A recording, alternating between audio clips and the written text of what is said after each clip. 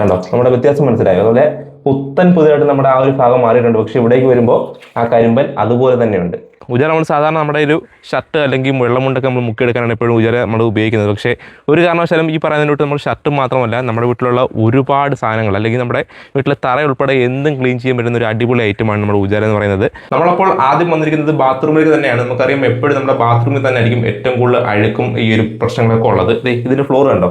ഇതിന്റെ ഫ്ലോറിൽ ഇപ്പോൾ നമുക്ക് കരിമ്പൻ പിടിച്ചതിൻ്റെ തൊട്ട് ഇവിടെ ആയിട്ടുണ്ട്. വീഡിയോയിലൂടെ കാണാൻ പറ്റുന്ന എനിക്കറിയത്തില്ല. പക്ഷേ നമ്മുടെ സോഫ കളറിൽ നിന്നും ഇതെല്ലാം കരിമ്പൻ പിടിച്ചിരിക്കുകയാണ്. അപ്പം ഈ ഒരു കരിമ്പൻ പിടിച്ച് തറയുണ്ടല്ലോ, ഇതിനെ നമുക്ക് വളരെ സിമ്പിളായിട്ട് നമുക്ക് മാറ്റിയെടുക്കാൻ പറ്റും. അതിനുവേണ്ടി ആദ്യം നമുക്ക് നമ്മുടെ ഒരു ഉജാലയുടെ ഈ ഒരു അടപ്പ് തുറന്നിട്ട് ഒരു 3-4 തുള്ളി, അധികമൊന്നും വേണ്ടത്, ഒരു 3-4 തുള്ളി നമ്മൾ ഈ തറയിലേക്ക് ഒഴിക്കുന്നുണ്ട്. അതിനുശേഷം ഉപ്പ്, ഇത് നമുക്ക് എപ്പോഴും ഡീപ്പ് ക്ലീൻ ചെയ്യാൻ വേണ്ടിയിട്ടാണ്, ഞാൻ എപ്പോഴും ഉപയോഗിക്കണമെന്ന് പറയത്തില്ല.